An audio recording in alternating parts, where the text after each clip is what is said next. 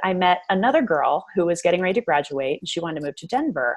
And I said, well, why don't you come out and hang out with me, hang out in my practice. She ended up living with me for 6 months and learning everything she needed to know to open her own practice, get things moving. And she opened a very successful practice right after that in Boulder, Colorado, which is a pretty high-end area, pretty difficult to break into.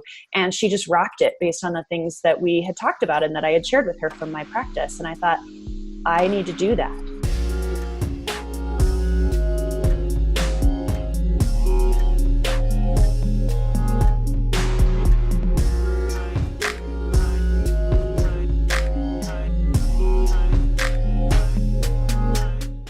And you bring up having that mentor back then. Was that one of the first mentors you've had? What kind of relationship have you had as far as being with mentors and having mentees of your own potentially?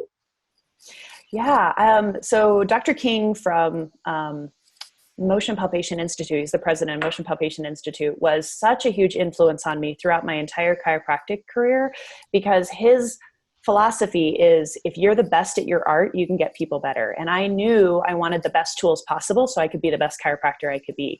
So he mentored me. We would get on the phone from time to time and touch base. I wish I utilized him more in school than I did, but I went to every single seminar he had and kind of stalked him a little bit. And because of that, I felt confident in my craft. He didn't really mentor me on the business side of things because I knew the kind of practice he had was different than the kind of practice I wanted. And so based on that, I was like, well, don't learn from someone you don't want stuff, learn from someone you do. And then I was in practice about 3 years and I went to another MPI seminar.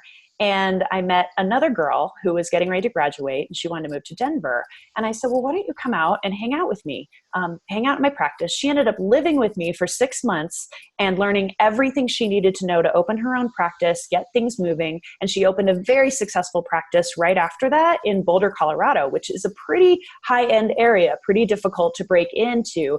And she just rocked it based on the things that we had talked about and that I had shared with her from my practice. And I thought, I need to do that.